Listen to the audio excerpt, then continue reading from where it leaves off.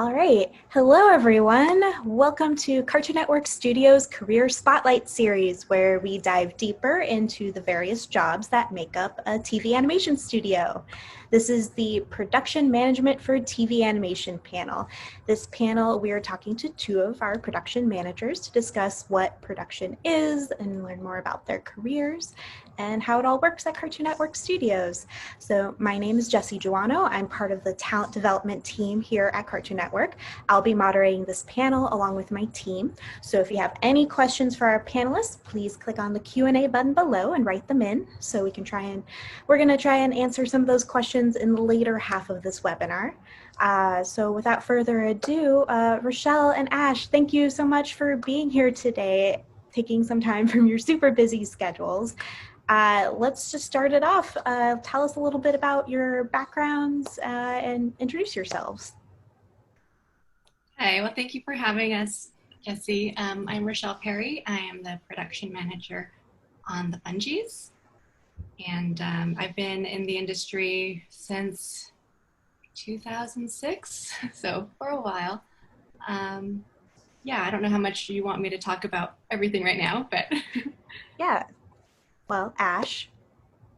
Hi, I'm Ash. I'm currently the production manager on Apple and Onion. I've been in the industry for about 7 years, and all of them have been here at Cartoon Network. Awesome. Yeah, we'll get a little deeper into your backgrounds a little later in the panel, but let's start it off. Like, what is a production manager and what do you guys do on a day-to-day basis? Basically, we manage our production team.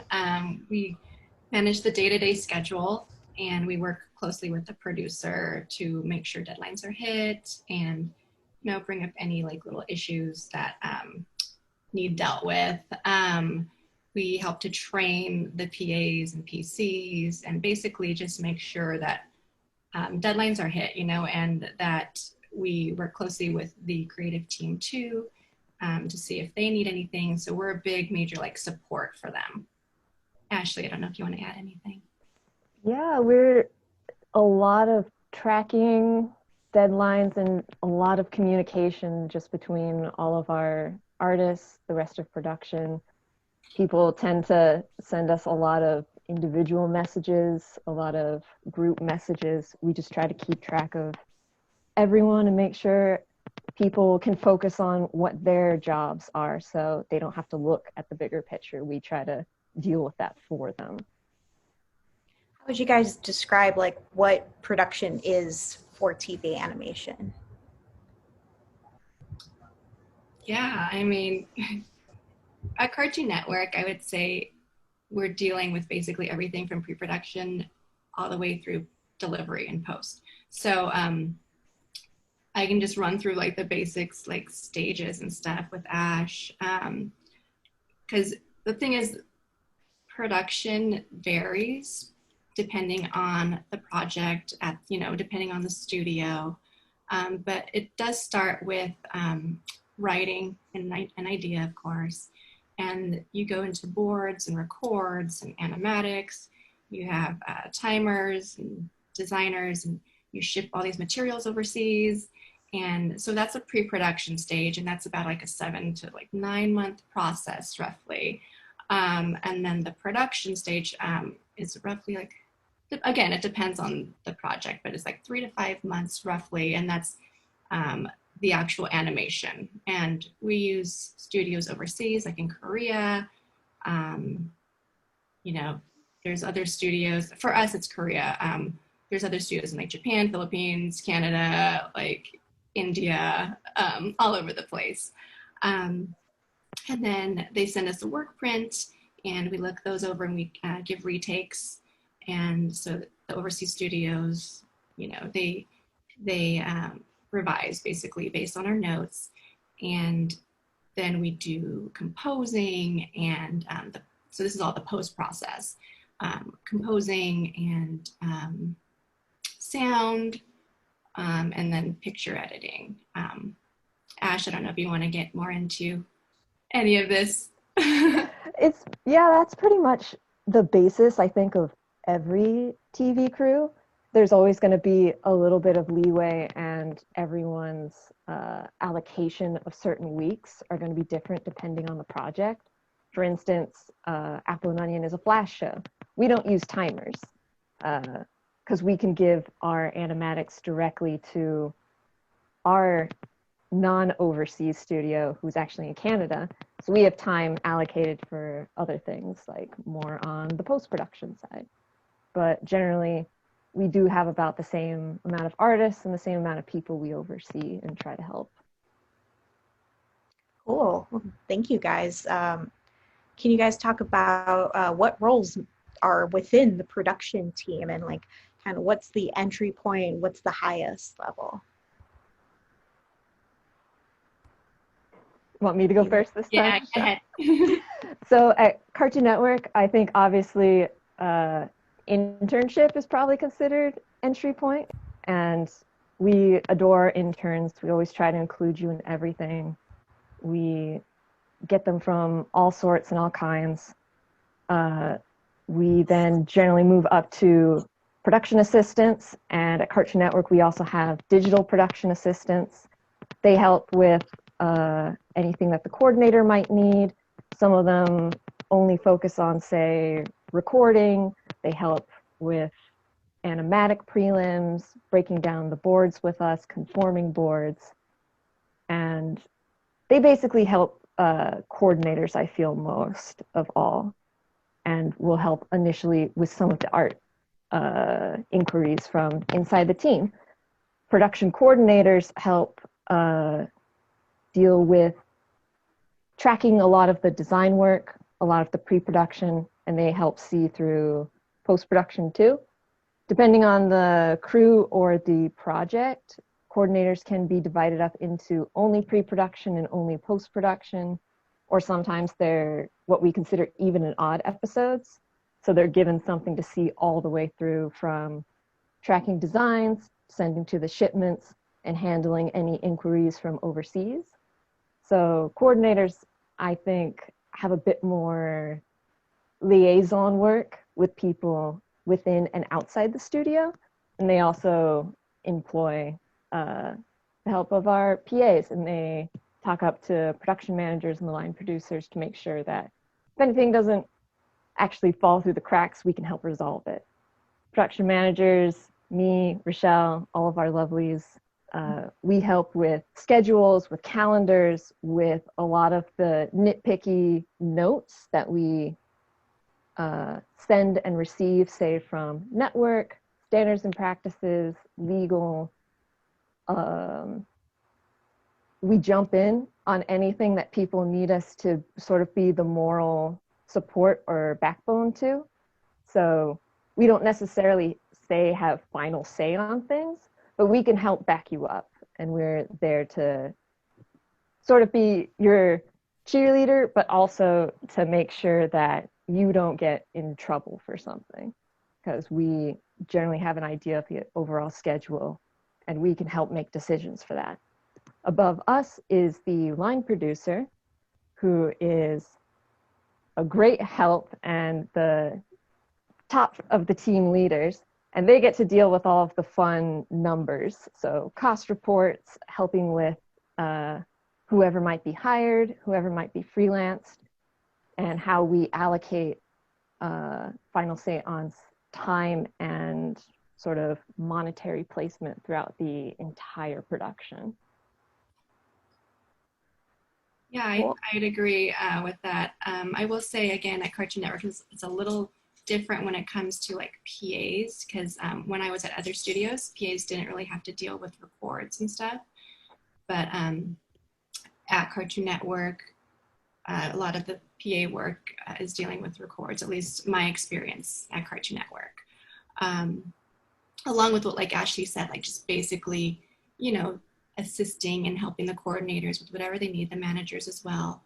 Like I have my PAs help with credits and stuff like that too. And, you know, they do like the as broadcast scripts at the end, things like that. So they touch like pretty much little bits on every part of the production at every stage. And then post as well. I would say post is another thing that a lot of production people at Cartoon Network have to deal with, but at other studios, you don't touch the post process. So yeah, it's interesting based on, again, like if it's a flash show, if it's a traditional 2D show, if it's a CG show, it's completely different too. So yeah, but basically what Ash was explaining are the roles of the production people. Yeah. Thank you both. That's like super helpful and super detailed explanation. I know a lot of people are always like, wait, what's the difference between these roles? And for sure, they're different at every studio. Yeah, So and it could be a gray, there's kind of like a gray zone too, because I know, again, at Cartoon Network, there's a DPA position, which that position is a digital production assistant. And a lot of their job is handling conforms. So they make sure that the storyboard matches the animatic. But I know when I was a PA, I was doing a lot of that work, conforming and stuff like that, and helping to do paste ups for the design coordinators, or for the designs to be shipped overseas, and a lot of help with shipping. I remember when I started out, I was literally, like when I was on the Simpsons movie, I was literally cutting and pasting, like no joke, like cutting out designs on paper and pasting them onto model sheets. So anyway. that's awesome. Well, so, people thinking about coming into these jobs, do you feel like there should be a lot of knowledge about the production pipeline before you enter in this job, or do you feel like a lot of it is just learned on the job? Yeah, I would say you don't really learn this in school. I learned, and a lot of people will learn through internships and, being PAs, and, you constantly grow. Again, I learned a lot just going over to Cartoon Network, because I didn't have to deal with records and posts before. But when I came to Cartoon Network, I learned all about that, So it's constantly growing. Yeah, what about you, Ash? I do think there's a lot you can't really learn while you're in school, while you're in college. Now, like, there's really great stuff on the internet where some artists or current people in the industry, they've put up like an example of a pipeline. That's just fascinating. It's good to just acquaint yourself with it. But as soon as you're here, I think everyone just kind of has that very I want to learn personality. And I feel like everyone at Cartoon Network, uh, they're very willing to teach you. So, and it is sort of, you become proficient over time. You become proficient by just being in the groove of a crew. We won't expect you to be integrated completely within our pipeline from the day we hire you. We meld you into our production. Yeah, like I would say too, I talked to a few students, and they said that they learned a lot about the production process during their internship, and they brought it back to them to their studio. And we have to make our own animated film, so they kind of had their own team, and they delegated different jobs to different members on their crew. So they kind of had their own little production, I guess.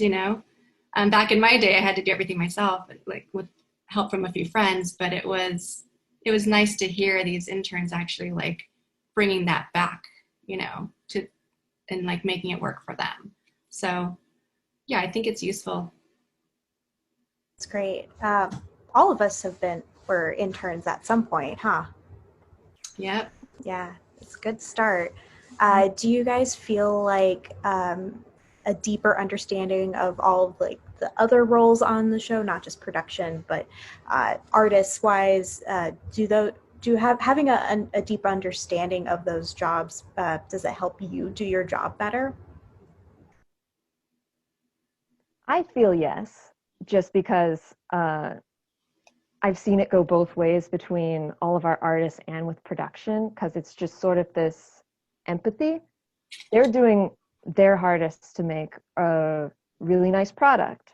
we're doing our hardest to make sure that it's recognized, that it's implemented correctly, that everyone's work is appreciated in an actual cartoon sometimes.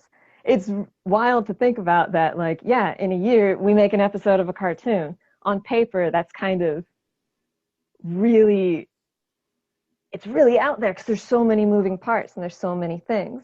And sometimes you get irked, like, oh, a deadline was missed. But it's like, they're a specific talent. Production is also a very specific talent. Knowing that, like, oh, a colorist has to go through all these steps, that does take time, that does take effort. Oh, a boarder might be struggling here, but because I know the person, I know their process, I can understand that. And conversely, when artists see, like, oh, sometimes they don't understand how hard it is for production to say, you turn something in, and maybe it took us a long while to actually implement it. We have so many moving pieces.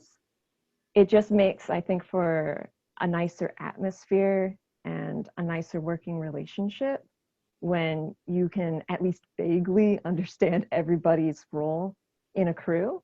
And then you can feel really good at, like, a premiere party, and you actually sit by and you watch everyone's names scroll by in the credits, and you're like, those are everybody I know, and I love working with them.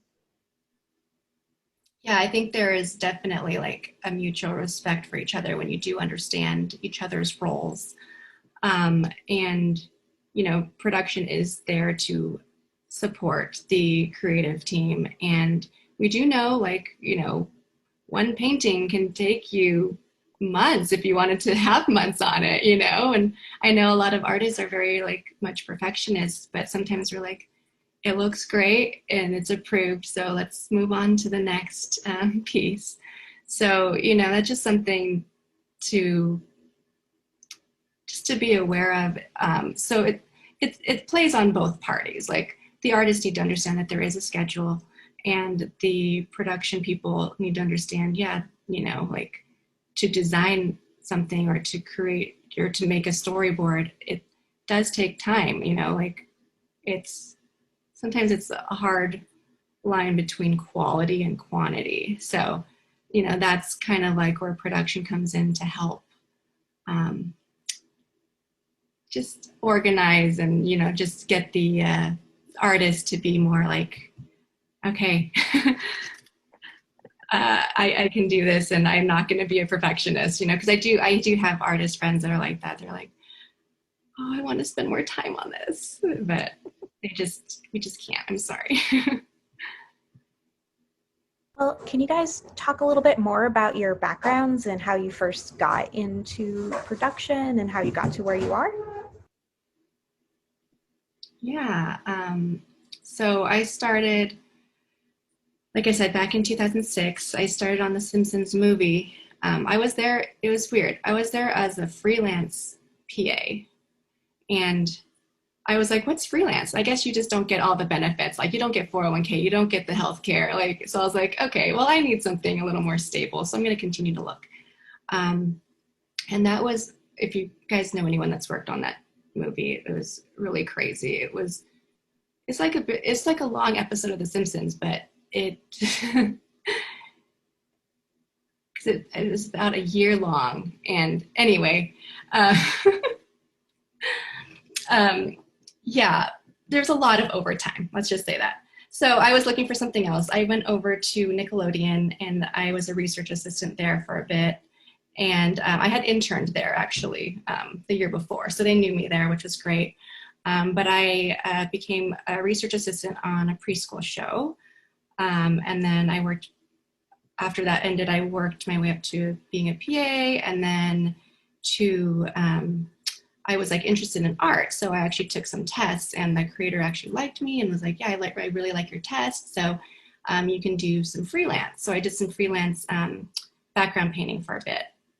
And I was like, great, you know, PA job is a great entry level into the industry. So I was doing background paint for a while, and then season 1 ended and season 2 was picking up. So my job was ending. So, but they wanted to keep me on. So I became a storybook artist, which basically is the book that's read to kids at preschools as part of the whole research process. So I was aware of all this because I was a research assistant, started out with that. And then from there, that job was ending because that's very, very like pre-production. That's before like the writing stage and writing the outlines and the scripts. So then they're like, oh, well, we're in need of timers. Do you want to learn sheet timing? And I'm like, sure, yeah.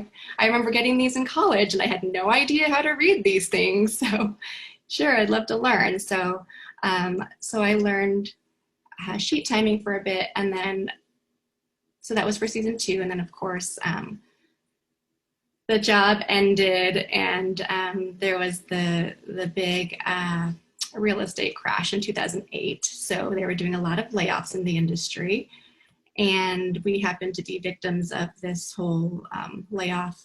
Like, it felt like everywhere in the industry they were laying people off left and right. It was like really hard. I knew friends that they ended up leaving the industry because it was just too much for them, too hard for them to find a job. So they're doing completely different, they're in completely different careers now. But I was like, oh yeah, I want to pursue things. And so I did that for a bit. And again, it was so hard. It wasn't like nowadays where, you know, Netflix lit a fire under everyone's butts, and, you know, like everyone wants to do streaming and they're hiring like crazy everywhere. So it's a great time right now to get in. But so I was laid off for probably like 9 months, but I was doing freelance. I was doing freelance art, but I was like, this is hard. And so my friend over at Moon Scoop was like, oh, hey, there's a PA job. Do you want to take that? And I was like, oh, I don't want to go back to an entry-level job. But at this point, I'm going to take anything. So I went back to being a PA, and then I felt like I just had to start over, which is okay. You know, you kind of have to reinvent yourself after a while. And so I was at Moon Scoop for a bit there. I worked on Hero 108. I don't know if you guys know that show. It was a Flash show. And then again, they liked me, so they wanted to keep me around when that ended. And so I was doing all sorts of different things. Like I was a writer for a bit for Chloe's Closet. I wrote a couple episodes for that show. And then I went into like social media for a bit there for a couple months. They wanted to keep me up until Lala Loopsy started. So then that started about a month after I was hired as a social media person. Really done like every job in this industry. So I know, and I know this is long-winded, but so from there I was a coordinator on Lala Loopsy, and then I went on to a CG show. After that ended, I went on to a CG show called Strawberry Shortcake. And at the same time when I was at Moon Scoop, because it's a non-union studio, they were great with letting me do freelance. So I did like prop design, and I did color. And so that was kind of cool, you know, to get that experience as well as freelancing at the time for other studios that I had freelanced for before during my little time off there from Nickelodeon. And then right when I was like a few months into Strawberry Shortcake was when I got the call from Cartoon Network, and I started there as a coordinator in the Flash department. I don't know if you guys remember the Flash department there. It was supposed to be like doing digital shorts, and we only did 2 shows. It was Mighty Magic Swords and Go Tommy Go, if I'm not mistaken. It's been so long. I'm like trying to remember all these names of these cartoons. And then the Flash department was kind of fading away from picking up new projects. So the producer told me, hey, they want to make Mighty Magic Swords a series. Are you interested in working on that? And I'm like, of course I am, you know. So that's when I became a manager, was because, you know, it was going to series. So became a manager on that, worked on that for a few years, and Apple and Onion. So we're doing everything Flash related for the studio. And then from there, now I'm on the Fungies. So that's kind of like my my journey so far. I'm sorry it's so long-winded. It's all good. Thank you. It's really cool that you have so many different experiences, and that really helps, you know, you in your current job to know all those different Yeah, I positions. mean, I would say some people might think it's scatterbrained, and I don't blame them. But at the same time, it's like I feel like I do have a better understanding, at least, of each stage and what the jobs people have to endure every day. So I understand like you know how much time it will take to get things done. So yeah, it's useful. Yeah. Ash? Yeah, so Rochelle hopped everywhere, and I've been in one place for ever. Uh, when I went to college for illustration, technically I did all the courses for animation. I did not turn in my paperwork, so I'm technically not an animation major, but I could be like honorary. Uh, I only got the internship for Cartoon Network. Everywhere else ghosted me. But CN was super good. I was the first intern on Clarence when it was first greenlit. So we were a tiny crew of 5 people. But Keith Mack was the line producer at the time. He was super cool, super nice. He let me be really crafty during that time just because there wasn't too much going on. So I was making like a bunch of 3D cardboard things for them to bring into their pitches. I had to go back to school for a semester. And then before I was going to send out my resume to start looking for a job, uh, Nate Finaro, who was in charge of the shorts department at the time, reached out to me because Keith was a really stand-up fellow and forwarded my name. I got that interview and I became a PA basically straight out of college in the shorts department, which is wild looking back on it retrospectively. And I'm just very, very grateful for that. I worked in shorts for about 2 years, and that was another tiny crew of technically only 3 production and 2 on staff creatives. Everyone else was people becoming creators who have their pilots greenlit, and then just a swarm of freelancers. So very quickly, very fast, I got to see all of the pipeline, be involved in all of production, and kind of see everyone's jobs and duties artistically like immediately. And I think that really hit home coming out of school, going like, oh my goodness, there's a lot more job descriptions that I realized didn't exist. And there are a lot of said jobs that I personally would not like to do myself as a professional artist. So that was very helpful for me and made me more confident in not being pressured to take certain tests artistically, just because being able to interact with all these really nice people, all these really nice creators, seeing what they're going through, it's like you take a step back and you try to put yourself in their shoes, and it's like, I don't think I'd be happy. So I was very content to just stay in production for shorts for as long as I could. And they were happy to keep me because I wasn't always trying to gun out of getting out of production, which isn't a bad thing. We always encourage, if you want to be an artist, be an artist. We always try to pave the way for you. After shorts, I moved up to coordinator on regular show for the final season. So I was there for all of their time and space. And that transitioned straight into the fake sizzle reel of Close Enough that we made for Comic-Con, and which was another wacky thing because we were essentially pretending that we had a whole season's worth of episodes before we had started the first episode. And we moved into the actual production of Close Enough. JG and his crew, by far, really, really great people, really awesome artists. Again, really hitting home to me. I do not want some of their jobs. I'm super happy just being around these people because they're just really, really genuinely cool and awesome people. I just love the atmosphere and I love being able to support them, which is what production is about. So great fit for me. Weird period where Close Enough was transitioning from being a half-hour episodic to a quarter-hour episodic. So I was being coordinator for that post and also helping Apple and Onion as a coordinator when they were transitioning out of, I think, the in-house Flash to strictly our now Canadian studio who's doing our animation. And they do wonderful stuff too. But I was doing double dealings on that for a long while. Then moved straight back into Close Enough,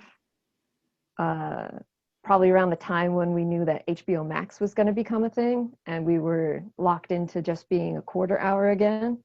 And then at the beginning of this year, I started as manager on Apple and Onion, which retrospectively was one of the first shorts I worked on 7 years ago. And I knew George all that way back when he was still calling in from London to do various UK records for Apple.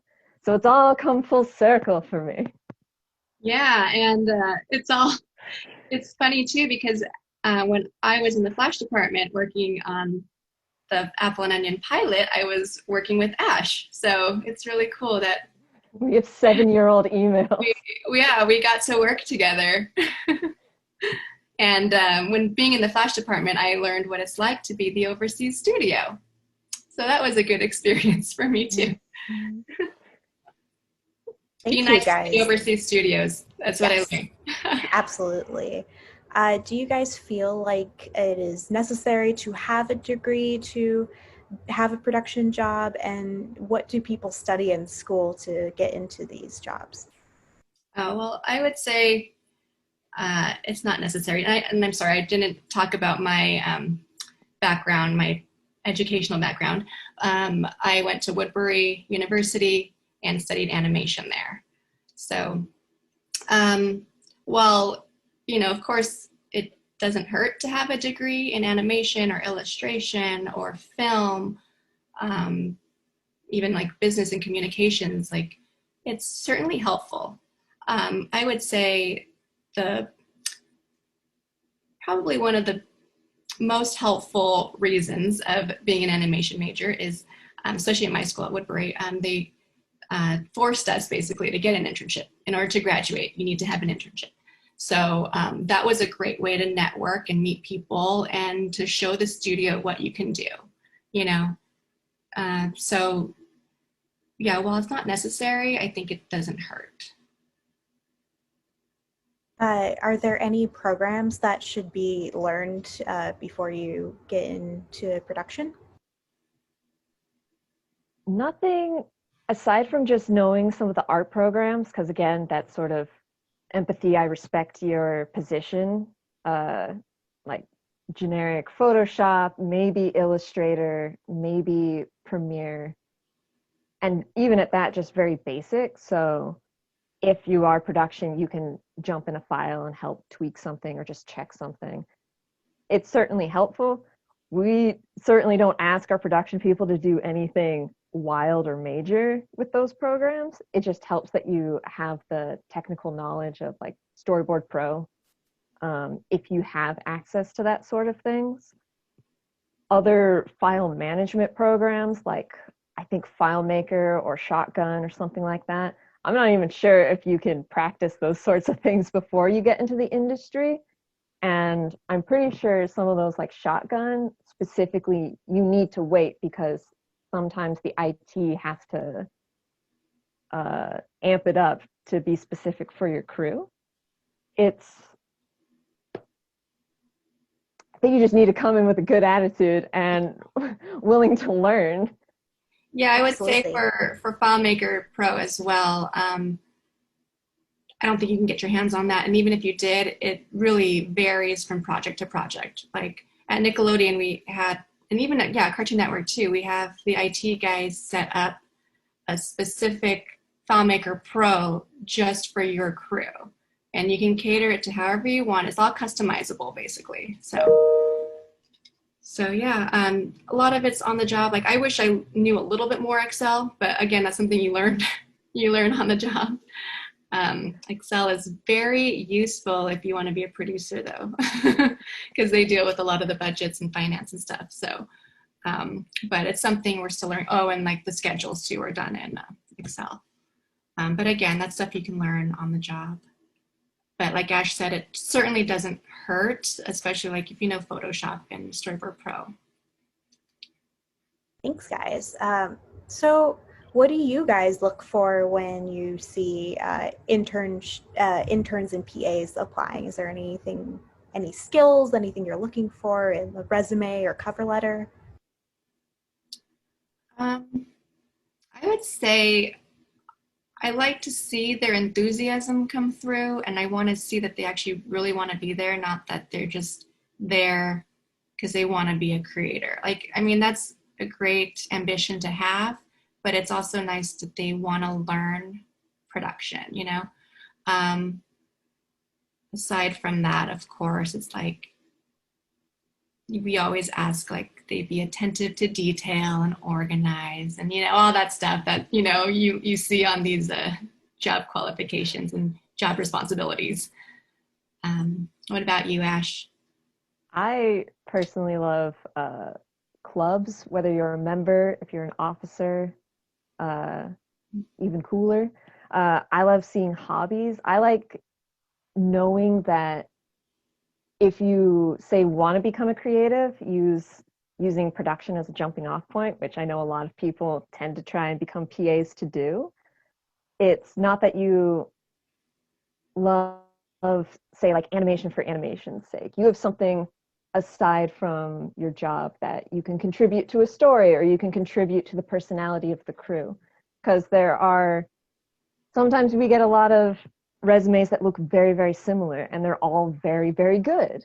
You're all very qualified. You're all really rad people. And sometimes it's only when you get in here and we kind of get this vibe from you. And it's like, oh, you'd really groove with our people because maybe you're super into video games, or we've got one or two crews that used to stick around to play D&D.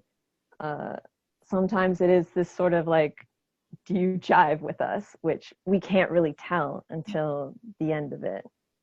Yeah, I think that's so true because you can get a resume and a cover letter and it just sounds amazing. And then you meet these people and we're like, yeah, I didn't really get the feeling that they would, really mesh well with our crew. Like, so yeah, that's super important to actually like, it's one thing to like know you can do the job, but also like personality wise, because when we were in the office, you're with these people more than you are with your families, Again, nowadays it's different, but they still need to jive well, even during COVID times.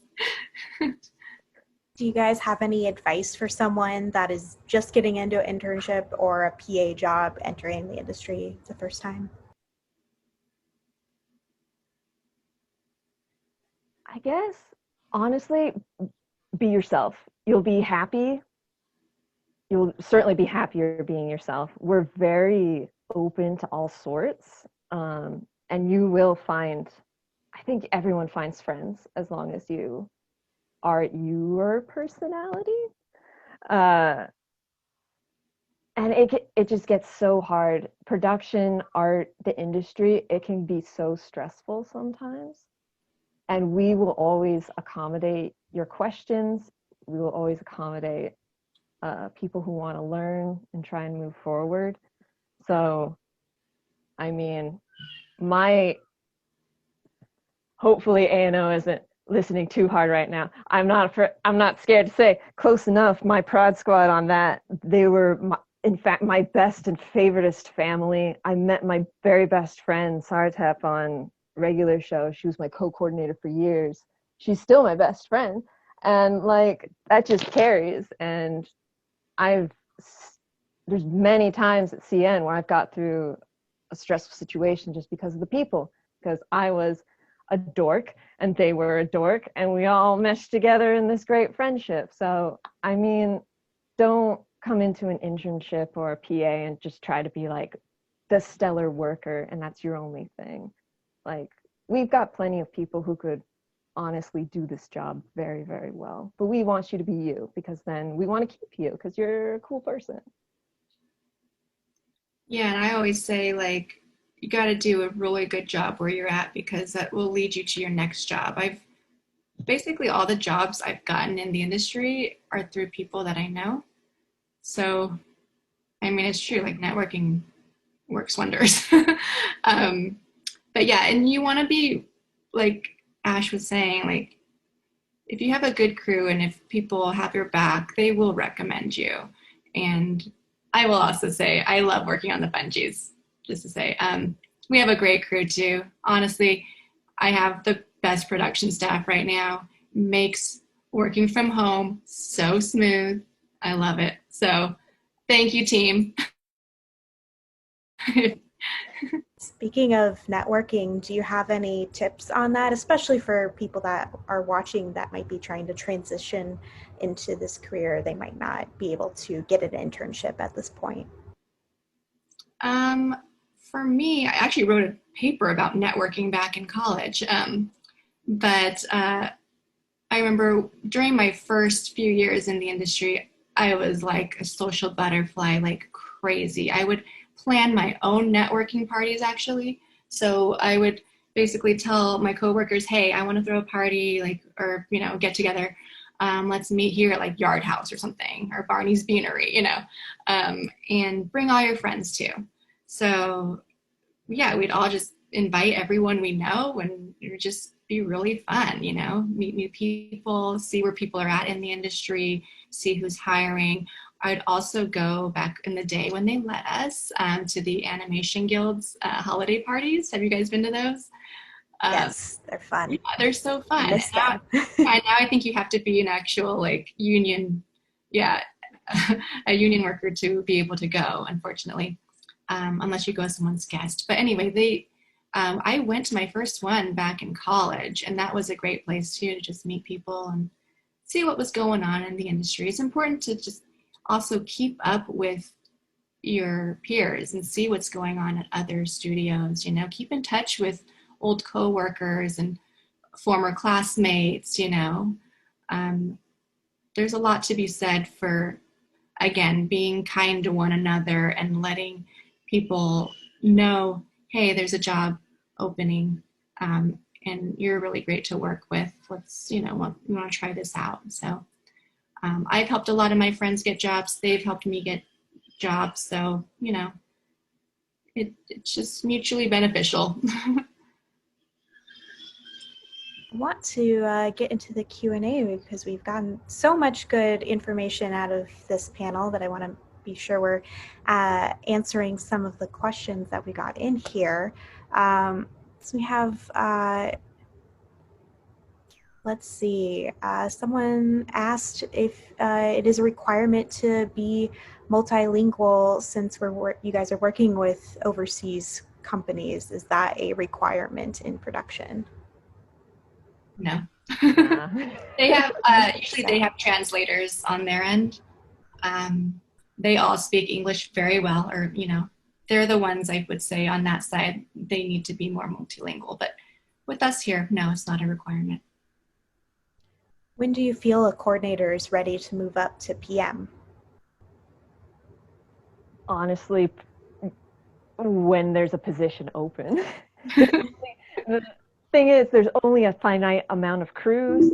They have their schedules. Sometimes it's just not in the right cycle. And unfortunately, there's some coordinators who've been in their same position for a very long time. And they're very competent, and nothing's just really opened up. And there's always, I think, sort of a joke of like, you want someone high to be successful, because then if they get promoted, it starts a domino effect. And it allows, like, I think CN's pretty good about promoting within and then looking to the interns, looking to recommendations for the lowest position to be filled again. But I think all of our coordinators are pretty competent. It's again, proficiency from doing the job for a little while, and then you just have to wait for the opportunity to actually be there. Yeah, there's that. And I know a lot of people too, like even you, Ash, people that have filled in a lot for other people being gone or working on multiple projects, it just, they really shine, and your boss and their boss can see that, wow, this person is very competent and can do the job. So it's an easy decision to be made. Is there anything you wish you knew before working in production? It can be so stressful. It can be as stressful or even more than artists. But the people honestly make it worth it because I want to see them succeed. But it's also in shorts, I think when I first started in this industry, everyone assumed that since I came from an art school, I'd obviously want to transition into art.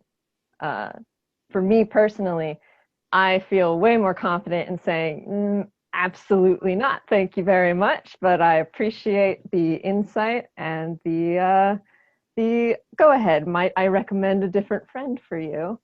And, that's totally okay. I still draw in my free time. I'm still artist for me, but I know a lot of people mean well. You don't have to be an artist to be in animation. That's totally fine. We got a lot of cool people here doing a lot of things that aren't art. Yeah, I remember back in school, my teachers were like, are you sure you want to get in the industry? So they were kind of preparing us for it. They're like, it's a lot of hours. It could be really stressful. Depending on which project you're on, you're not treated the best, sadly. But, you just work through it and you discover quickly if this is the right industry for you. And like Ash was saying, the people honestly make it great. I wanted to be in fashion before this. Before I changed my major to animation. And I was just like, I don't like these fashion people. They just all want to be models and they're crazy stuck up. But these animation folks, yes, these are my people, They're all dorks like me too. So I found my people and that's what keeps me going, I would say. Are production roles often behind a computer, or are you traveling at all, or do you get to be more active? I think that's a little bit of a tricky one I think other than our current COVID situation. I mean, usually we're behind a computer, especially artists, but production people, what's great, when we were in-house, being a production person, you have to get off your seat a lot more to talk to people and, tell them, hey, this is what I need, or hey, this came in, can you look at this? So there's a lot more walking around and even going to like different departments. You have to go to different floors or, talk to like legal or accounting or whatever it is, you can, and even like we were in a lot more meetings than artists. So, so there is that. And then regarding travel, I would say if you're lucky enough as a manager to go to Korea or wherever your overseas studio is, that's basically the only way we would travel. Oh, if there is like the PAs, they will go to an outside record studio or an outside post house, and that I guess can be called travel to some people. It's a way to get out of the office anyway. So that's the extent basically. Ash, did you travel somewhere? I thought you might have gone somewhere for. No, I had to do a lot of outhouse record studios. I would go to the color printers for like our festival submissions to pick up materials, and that's about it. Yeah. Let's see, maybe one more question before we do our final question. What's the bigger challenge, dealing with technical aspects of production or the variety of people and personalities? Good question. Again, depends on the project. With my great crew right now, I don't have to deal with difficult people. So I would say, yeah, the technical thing though, or technical issues, those can be easily fixed, I would say. We have our IT support. They can help us through the technical issues. And if there's something like, if you don't know how to do something in Photoshop or Cerebro Pro, you can ask someone. A lot of people ask me for Photoshop tweaking or how do you do something in Photoshop? So I'm like, okay, do it this way. But dealing with people, especially because I've been on some projects in the past that I've worked with some difficult people, that you can't really change. So you just have to, again, they're kind of like family. You just have to deal with them and make the most of it and try to get along. Anything to add, Ash, or I mean, in technical specs, I guess if like a schedule is behind or something, like that does lead back to a person, and that probably does lead back to a personality trait. And again, you deal with it as you come. And I feel like I'd like to think we've gotten fairly good at being able to smooth out those things, or at least bring them up nicely and diplomatically, and still get a cartoon out eventually, which again, very wild that we've got all these people on this crew. We've got people outside of the studio making a cartoon. The logistics of it, the math and the involvement in it is really, really intense. So it's cool that it all comes together somehow. I'm going to move on to the final question. Thank you guys again for being here and taking time from your busy schedules today. I asked this at the end of every webinar, what's the most important piece of advice you'd give an aspiring artist, and in this case, production person? It can be art, it can be life related. I've got two. And I think we've already kind of dealt with the first one. And so one, it's the people, not the project. You can be on a very mediocre sort of thing at a studio, but honestly, your crewmates can be just fantastically super. And that makes you stay. And you guys have a great time. And as long as you're happy, then, I mean, who cares? You'll always have something else to move on to. And you'll make the connections and you'll all scatter to the winds. And then they'll help you, support you, and you can help them and support them. So the industry is full of friends. And I encourage everyone to maintain those friendships. And then number two, you're never too old to join this industry. I can't remember who I was discussing this recently, but it's like, I know people who are just now getting out of school and they're like going straight into an art job, and excellent, fantastic, great for them. That's the dream. But then we also know like these really cool old people who are just now getting into the industry, and they've got all these different perspectives and they're still super talented. And it's like, oh my gosh, anyone from any age, any creed, any personality can jump right in, and they can just slot right into our shenanigans very easily, very quick, and we're just happy to accept and be here. So I guess never give up. Yeah, I mean, piggybacking on what Ash said, again, I said it before, like, but just be kind to everyone. Again, you never know who could be your boss someday. And you want to do a good job where you're at and have people that you're working with now recommending you for the next thing. And that's interesting, Ash, that you were talking about older people getting in the industry, because I feel like it's such a young person's industry. So that's really encouraging. I love it when older people come in. They've got such different, amazing insight. One of the oldest people at the studio. I'm not even that old. Always Robert Alvarez. That's true. Robert's amazing. Him and Sandy. But yeah, again, sorry, my dog just ran at me. Yeah, just be kind to people. That's the big thing. And again, that's why I like the Fungies. Like they teach about kindness and being courteous and respectful. So, good life lessons to have. Well, thank you both for taking time from your super crazy production schedules to be here. Really appreciate it. I want to thank my team for helping me field questions and run this webinar. And thanks to everyone who tuned in today.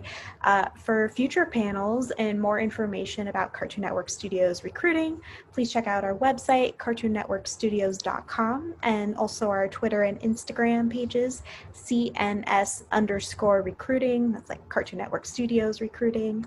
Thank you all. This is wonderful, and we'll see you next time.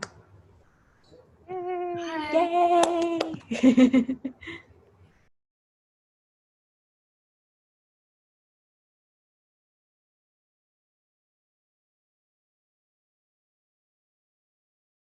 Get filthy rich on Utrecht.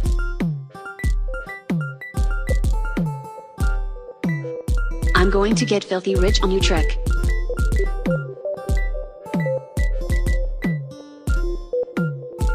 I'm going to get filthy rich on Utrecht. I'm going to get filthy rich on Utrecht.